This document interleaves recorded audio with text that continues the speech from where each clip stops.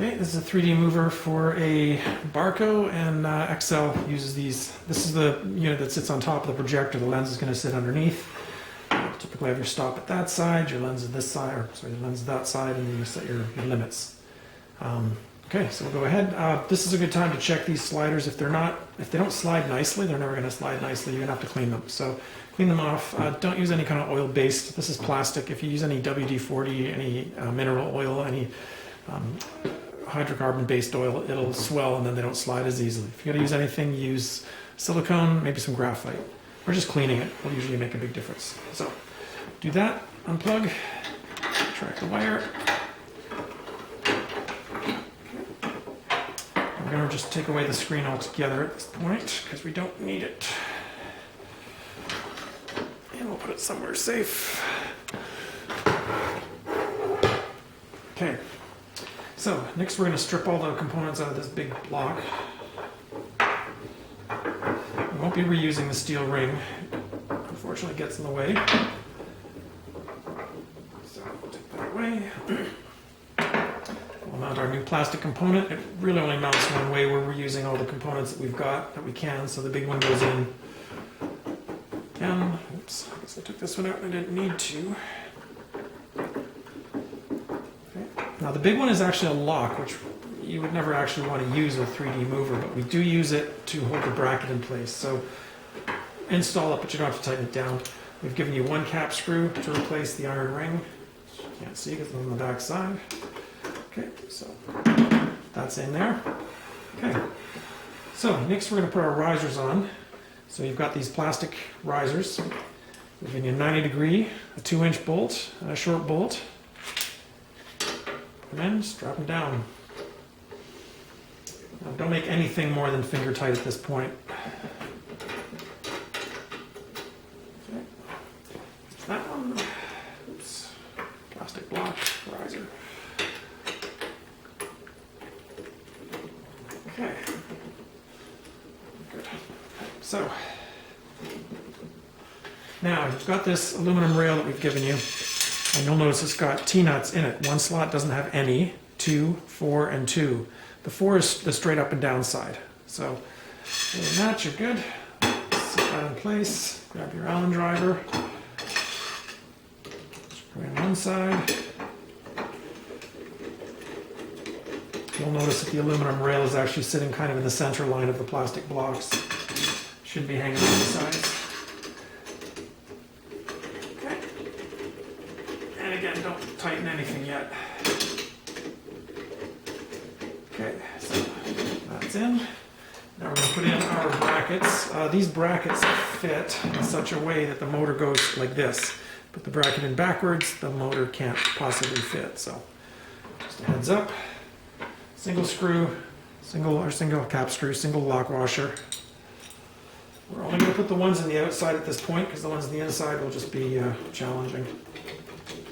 So,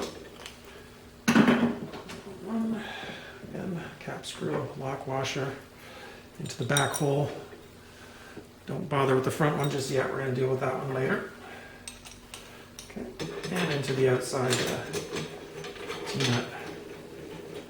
Okay, roughly slide it into position, get out your 3D or linear actuator.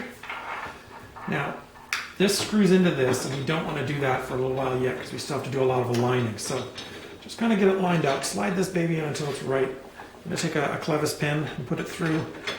Don't use the cotter pin just yet. We're going to be taking this thing back out again. Slide this bracket forward, same deal. Clevis pin. Okay. Now I'm going to take a single screw. There's 8 screws, 8 of these blunt screws, and I don't know if you can see that, but they're blunt. They go into here. I'm only going to put a single one in just now because we still may be mucking around with alignment. So, single screw for alignment. Now, at this point, we will put our 3D screen back in.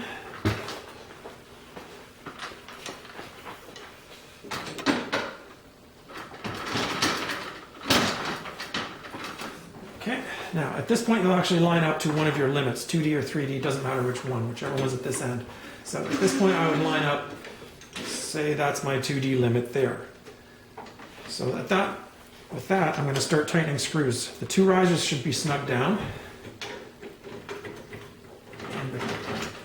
Give these little brackets a wiggle because they do like to move around a little bit, and then snug down the outside screws on those. And now we have to take this one back out.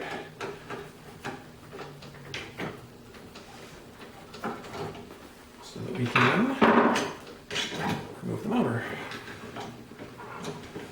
Two cap screws underneath the mounting brackets for the motor, which you can't get to unless the motor's out. So that's why we don't bother with the front mounting points, because there's no point.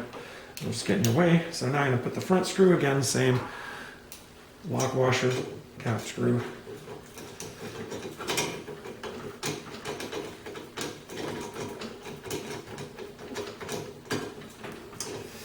The little T-nuts are a little fussy sometimes. Just be patient. Here we go. Okay. T-nuts have a tendency to sit on an angle. They're not flat on one side. They've actually got a riser on one side that faces up. So sometimes they don't want to sit straight. Screw, lock washer.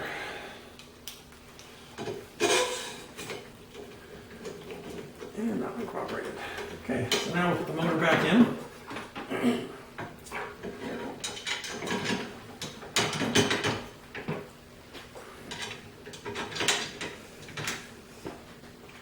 We have clevis pins, which I'll just drop one in here for now, just so they don't fall back out. We'll need to bend them later once we're happy. Okay, now I'll put the screw back in to the front end.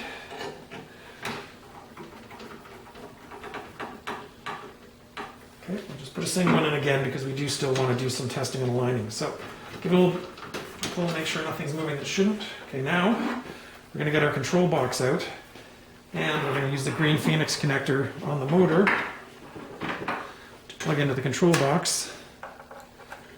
You notice it only goes one way. Okay, and then I'm going to take some power and apply it to the control box, and when we apply power, the control box goes through its cycle. So it'll go to 3D, then it'll go back to 2D. So at this point, it should move.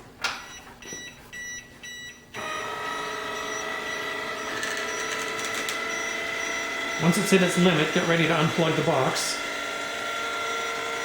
Okay, so just pull power from the box. What you're doing right now is you're verifying that you've got clearance with your picture. If you don't have any clearance at this point, we're going to have to loosen up a couple of screws, slide it back and forth until you've got your clearance, and then you're good to go. So assuming you've got clearance, plug it back in. It's going to try to go back to 3D again because that's what it's doing. And then it'll go back to 2D. If you're going to 2D instead of 3D when it's trying to trigger 3D, the black and red wire in the Phoenix connector, just reverse them.